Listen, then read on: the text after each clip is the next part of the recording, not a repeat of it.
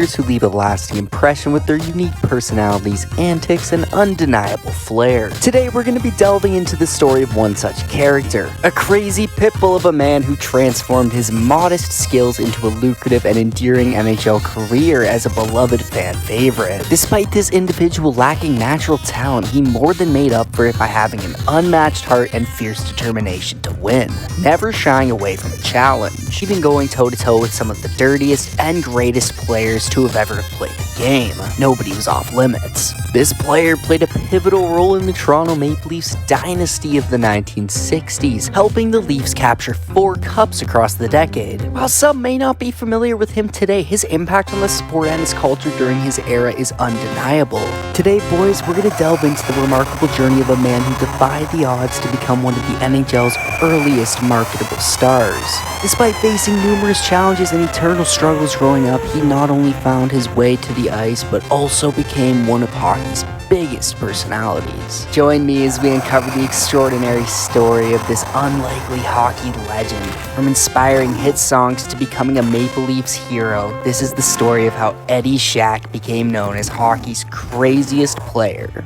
Eddie Shack, born on February 11, 1937 in Sudbury, Ontario, faced significant challenges during his early years, particularly between the 1st and 3rd grades. Sickened by various illnesses, Eddie struggled in school, which ultimately affected his attendance and hindered his ability to learn. Despite Eddie admitting he pretty much had no idea how to read, he managed to pass his grades and progress with his peers. But this also made him a constant target of teasing and bullying from his classmates. Compounded by teachers' repeated testings for learning disorders left Eddie disinterested in school, leaving his attendance to dwindle for a little bit until he was almost absent altogether. Feeling isolated and alone during a time in which childhood was vastly different, Eddie was now seeking a way out of his challenging circumstances. At just 8 years old, yes, 8 years old, he embarked on a full-time job typically held by grown men, working nights and weekends butchering cattle. And despite not being in school, Eddie found a sense of purpose in his work. But it wouldn't take long for Eddie to start feeling isolated from kids his own age.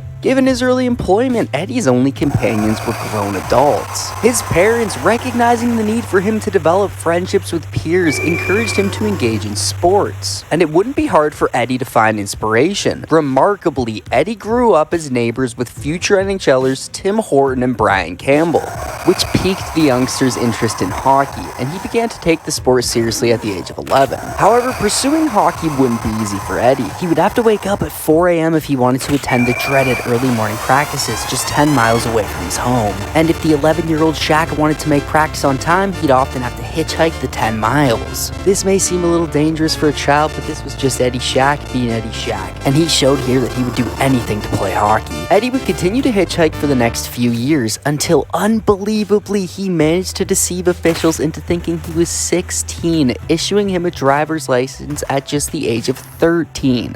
Yes, somehow a 13-year-old Eddie Shack who could barely read was able to trick the law into thinking he was 16, and he was able to acquire his license. He would then purchase a 1938 Dodge through all of his earnings from 5 years of full-time work. Eddie was finally free from the early morning walks. Despite his lack of basic skills like knowing his right from his left or knowing how to read road signs, Eddie was now on the road and could focus on his passion for hockey. And despite that sounding terrifying, Eddie would continue to juggle part-time work with his new passion for hockey, until he made a pivotal decision to quit his job at the shop and try out for the Guelph Biltmores of the OHA. His gamble would eventually pay off, and he would earn a spot on the team. However, upon his arrival, the team's owner noticed something a little bit off with Eddie. Concerned, the owner took steps to enroll Eddie back in school, hoping to improve his grades. Despite these efforts being made by the people around him, Shack struggled to focus on his studies. Instead, his focus remained on the ice, and he went on to have 5 successful years of junior hockey, and by 1957, he started to grab the attention of NHL scouts. Notably, his standout performance came when he led the OHA with an impressive 57 assists in 52 games, which prompted the New York Rangers to offer him a contract. Eddie Shack signed with the Rangers in 1959, and he was assigned to play half a season with their AHL affiliate, the Providence Reds. During this period, Eddie was undoubtedly considered one of the top prospects in hockey, and he quickly made his presence felt in the hockey world, with word spreading rapidly about this young player in the American League who could hold his own against any formidable foe in a fight, and was even taking on opponents like Larry Zeidel, somebody who is highly regarded as one of the dirtiest players to ever have played the game of hockey. You know, it's funny you said blood and bones. This is what this guy was, Larry Zeidel. Larry Zeidel. He was, they call him the Rock, and I met him when I was playing for Hershey in the American Hockey League. I'd been there for 2 years, and he come down from Montreal. Now, first of all, let me say he's a stockbroker, and he's rich, and he's clever, and the whole deal. And off the ice, he was quiet. He talked like that. He was very sincere. He always wore a nice black suit, black tie. Perfect. But when he got on the ice, he was an animal, I tell you. He was the most violent person, I think, outside of Connie Mad Dog Madigan. The rivalry between Zeidel and Shack would start in the AHL, when the two would infamously engage in a stick fight. After exchanging swings, Shack inflicted a 10-inch gash on Zeidel's forehead, leaving him worse off in the altercation. However, the feud wouldn't end there. While both players were receiving stitches and being ejected from the game, retaliation would ensue. After the two men spotted each other in the stands, it was as if they were still on the ice. Zeidel and Shack resumed their fight, leading to both men being arrested and spending the night in jail. Although the charges were later dropped, this incident marked the beginning of a rivalry that would see these two players meet again. The following year in 1959, Eddie Shack appeared to be on the cusp of achieving a breakthrough when he joined the New York Rangers as a regular, which would eventually lead to 2 successful years for him in Broadway. Despite his energetic playing style, Shack struggled to produce points due to his limited ice time. Described by the Rangers coaching staff as a white tornado, he was famously hailed as the team's own eighth wonder following Niagara Falls. Eddie Shack quickly became a beloved figure in the Rangers locker room, and management was hoping his impact on the ice would soon match his reputation off. And that would happen, just not in New York.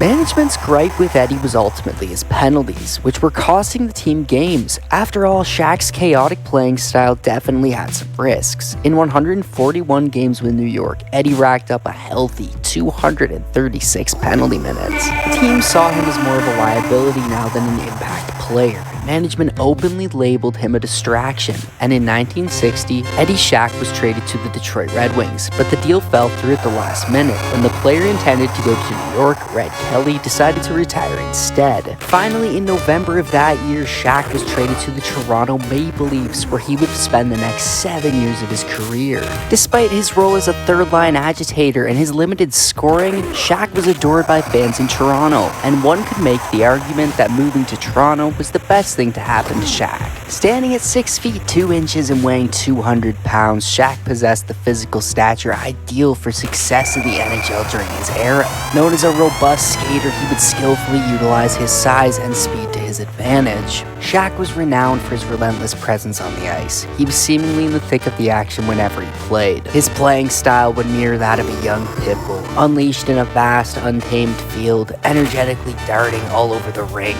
During Shack's first full 3 seasons in Toronto, he experienced a remarkable string of success. Led by his old neighbor Tim Horton, Frank Mahavlich, and Dave Keon, Eddie was a part of the Maple Leafs teams that three-peated, winning 3 Stanley Cups in 1963, 1964, and 1965. And over this period, Eddie Shack was earning a reputation as one of the most prominent pests and agitators in the hockey world.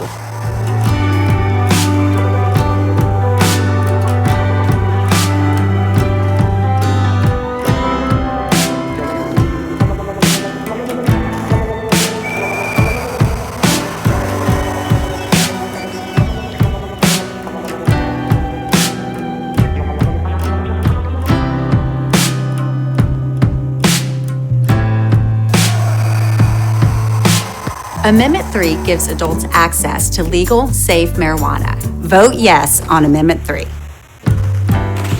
Gordie Howe is widely regarded as one of the most intimidating and feared players in hockey history, And even how Mr. Hockey himself learned that Eddie Shack wasn't somebody to mess with, and he didn't fear anyone. The story of their first encounter goes that in a game in 1959, when Shack was still with the Rangers, he concussed Detroit's Warren Godfrey with a not-so-clean elbow. Howe, being a good teammate, tried to retaliate and stand up for his injured teammate, not really realizing who Eddie Shack was at this point. Howe did what he thought was right and retaliated by slicing Eddie's head open, leaving Eddie with 10 stitches. But Eddie was Eddie, and I'm sure he didn't even feel a thing. He stayed in the game and attacked Red Kelly, the player he was actually supposed to be traded for. So Howe, being Howe, once again jumped in to defend his teammate. But instead of facing Shack, Eddie's teammate Lou Fontiano stepped in to fight Howe instead.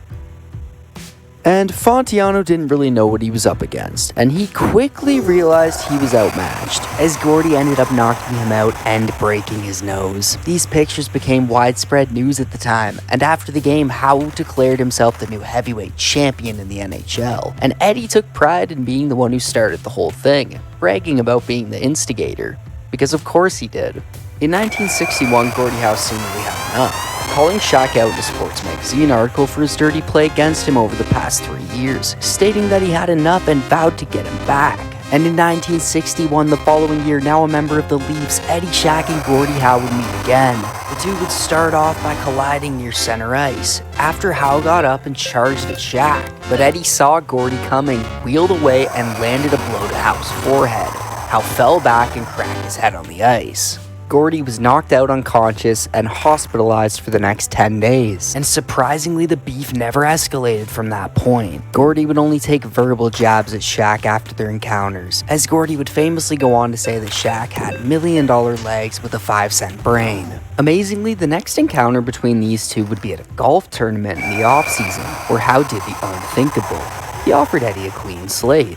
A truce. He said, "I won't hit you if you won't hit me." The two would shake hands, and that was the end of that. Howe wasn't the only star Shack was enemies with, however. Stan Mikita and Bobby Hull, the legendary Blackhawks duo, also hated Shack for years. Shot over the leaf line. He's hooked around. Shack starting again. Shack and Mikita starting it again. There's Shack going after Mikita, and he's been giving Mikita quite a going over. Now then the Hawks come out over the bench. Hayes steps on the ice. And all the rest of them. Now the Leafs come out. And it's going to be a free-for-all here. Prior to the 1966 season, Eddie Shack's undisciplined play and lack of production became a problem for the Leafs, especially with legendary head coach Punch Imlach. This led to Shack's demotion back to the AHL to improve his performance. And upon his return to the Maple Leafs, Shack scored 26 goals in the team's final 63 games, showing a marked improvement. Despite all of his success on and off the ice, Eddie was still grappling with his biggest insecurity, that being his lack of education and his illiteracy. It was hard for Eddie. He said around this time he was embarrassed to write out his signature because of how it looked, so he would carry around an ink pad and a stamp, so fans could at least get a nice looking signature with their autographs. When ordering at a restaurant, Eddie would have to point out to the words he recognized and order whatever he could decipher from the menu. Eddie said himself, whenever he was given something to read growing up, he would just start scanning through the text, and as soon as he encountered something he didn't understand or recognize, he would simply grunt and move on, avoiding attempts to learn. Despite facing a lot of challenges, Eddie wasn't fazed. He persevered, leveraging his fame and NHL career to keep pushing forward. And in 1966, to simply put things, Eddie Shack's popularity skyrocketed, turning him into a cultural icon. Perhaps it was his performance on the ice or his catchy name that was easy to rhyme, but the song Clear the Track, Here Comes Shack by the band The Secrets was written in his honor. Surprisingly, the song reached a #1 on the Canadian top pop charts, and would stay there for 2 weeks. This achievement was remarkable, considering Eddie wasn't even considered to be the best player in the league, or even really one of the best players on his team. He was often seen as a tough player, even a goon. The fact that a #1 song was dedicated to him reflects the immense popularity and impact Eddie Shack had during his time. And yes, Eddie Shack was a part of that Toronto Maple Leafs team. The last Toronto Maple Leafs team to win the Cup, the 1967 team. That season would also mark the end of Eddie Shack's time in Toronto, for now, as in May he was shockingly traded to the Boston Bruins. The move to Boston re-energized Shack, as the Bruins were known for their tough style of play, earning the nickname the Big Bad Bruins. The team had a history of players who played a similar style to Eddie, who would go on to become all-time fan favorites. It seemed like Shack was destined to be a Bruin. In his first year in Boston, he scored 23 goals. But I think the most memorable moment of Eddie's tenure with Boston was his reunion with his old friend. A rematch between Eddie Shack and Larry Zeidel, known as Eddie Shack vs. Larry Zeidel 2, was scheduled at Maple Leaf Gardens in 1968. Following their initial encounter, the two players went on to have very different careers. Eddie Shack enjoyed a long and successful NHL career, winning Stanley Cups, earning millions, while a bitter Larry Zeidel spent years in the minor league systems. And the rematch would eventually happen. Zeidel eventually caught his big break with the newly expanded team, the Philadelphia Flyers. On March 7th, 1968, the Flyers, playing their home games at Maple Leaf Gardens due to roof repairs in Philadelphia, set the stage for the long-awaited rematch technically, but it was only fitting that the rematch between Eddie Shack and Larry Zeidel would take place in Shack's old stomping grounds. At 40 years old now, Zeidel knew his days in pro hockey were numbered. He saw this as one last chance to settle the score with Shack for the vicious slash he had received years prior. Zeidel was even shockingly quoted after the game by saying, "I didn't need an excuse out there. I figured it was time to balance the books, so I went into the game like a kamikaze." In the opening minutes, the two players traded a series of insults before coming together along the boards later in the period. It was then where Zeidel swung his stick, opening a gash on Shack's head, reminiscent of what Eddie had done to him almost a decade earlier. Enraged and fueled by adrenaline, Shack unbelievably didn't even move and just began swinging away, hitting Zeidel 7 times with his stick. Zeidel would try and defend himself by blocking his face with his own stick blade, but with little success. This era of hockey truly was the Wild West. Anything goes. The fight became one of the most rare pieces of lost media in hockey history, as it's virtually impossible to find any clips online due to the brutal nature. The incident was so brutal and ugly that even the fans started booing, creating one of the most horrific sights in hockey history. After the fight, Eddie remarked, "It could have been way worse, but I broke my stick over his head too early." Eddie was truly a wild boy, as evident by his comments in his 2019 book, Hockey's Most Entertaining Stories, where he would describe the stick fights as being enjoyable. What it's like to be in a stick fight? Well, it's great. We had no helmets, you deke him, you jab him at the stomach, then boom, you hit him and blood starts coming. You know you did a good job. The blowback from this incident was pretty brutal, and it seemed to strain his relationship with Boston and slow down his momentum after a strong season debut, because later the following season, Eddie Shack was headed to Hollywood, as him and his star power were traded to the Los Angeles Kings.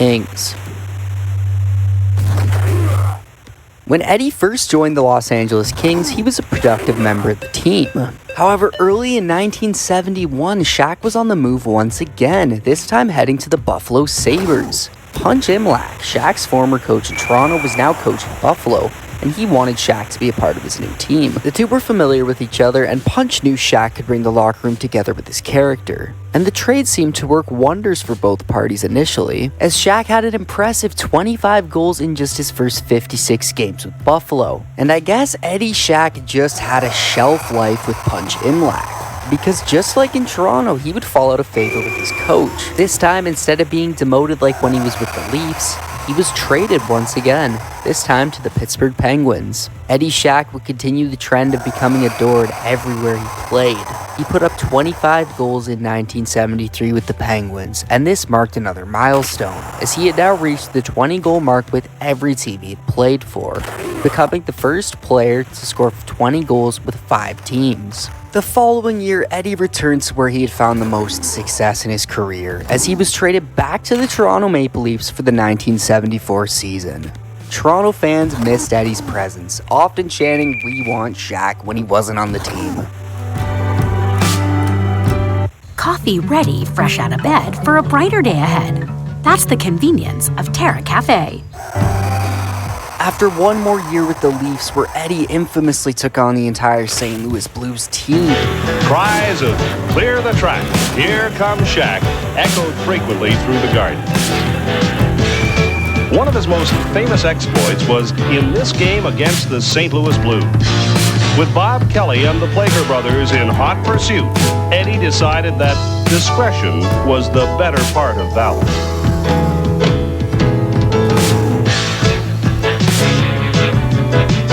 Eddie Shack, a true entertainer. Eddie realized after the season had ended that he was getting older, and he had already achieved enough to risk the head injuries that come with playing the game the way he did. Now that Eddie Shack, the hockey player, was retired, it was time for Eddie Shack, the business mogul, to take his place. In retirement, Eddie Shack officially became Eddie the Entertainer. In retirement, Eddie Shack opened his own donut stores, had 2 books written about him. He became a prominent spokesperson for various brands across Canada, reportedly earning him more than he ever did while playing hockey. Once when reflecting on his business success, Eddie Shack, a man who famously couldn't read or write, once remarked, "It doesn't matter that I don't know how to read. All that matters is that I know how to count." And judging that this man was everywhere in the 80s and 90s in almost every commercial, he probably knew how to count very high. Let me know your favorite commercial he was in if you can remember any of these. In 1992, Eddie also played a pivotal role in a lawsuit that forced the NHL to hand over almost $30 million owed to retired players' pension funds, benefiting hundreds of former NHL players from his era. Despite being illiterate, Shack overcame his biggest insecurity by becoming an advocate for literacy programs in his native Ontario. Over the years, Eddie Shack also became known for his large charitable donations. Eddie held various events every year to give back to the community.